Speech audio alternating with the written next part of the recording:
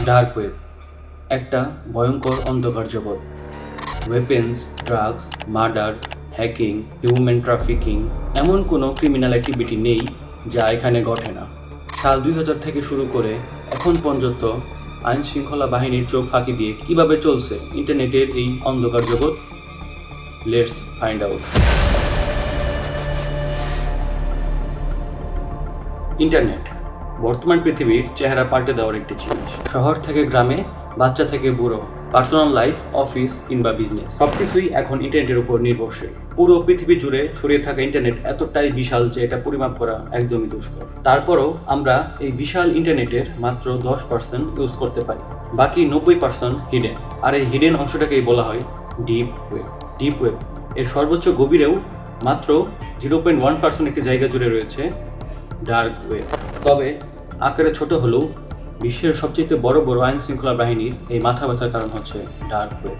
Dark ওয়েবে এত crime হওয়ার পিছনে সবচেয়ে বড় কারণ হলো এর অ্যানোনিমিটি।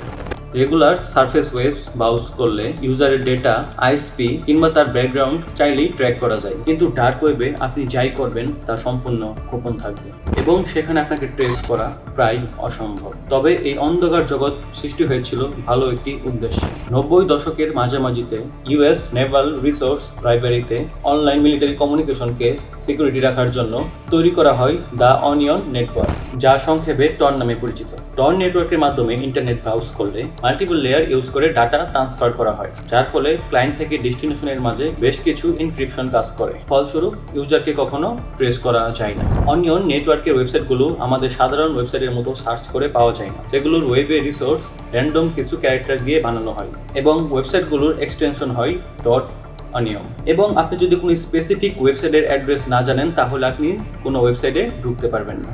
ডার্ক ওয়েব অ্যাক্সেস করা ইনলিগাল কিছু না হলেও ডার্ক ওয়েব ইউজ করে যে কাজগুলো করা হয় তার বেশিরভাগই ইনলিগাল। সেই সাথে ডার্ক ওয়েব মোটেও কোনো সেফ একটি জায়গা না।